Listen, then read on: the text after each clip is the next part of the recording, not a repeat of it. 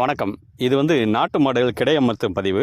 இது நமது பண்ணை கிடையாது. இது நம்ம பண்ணையிலேருந்து சுமார் 10 கிலோமீட்டர் தள்ளி இருக்கிற இன்னொரு இடம். கிடையமர்த்துறதுக்காக அவங்ககிட்ட போய் நான் பேசியிருந்தேன்.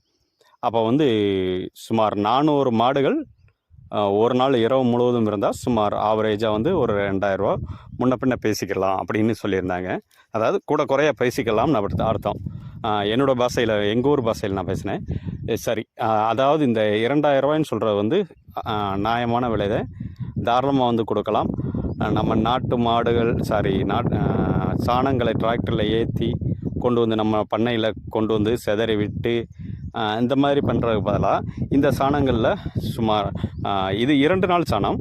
இது ஒரு ஏக்கருக்கு ஒரு ஒரு ஒரு 5 நாள் 6 நாள் நிப்பாட்டினாலே நல்ல அருமையாக இருக்கும். இது அவங்க இன்னொரு பதிவு சொன்னாங்க.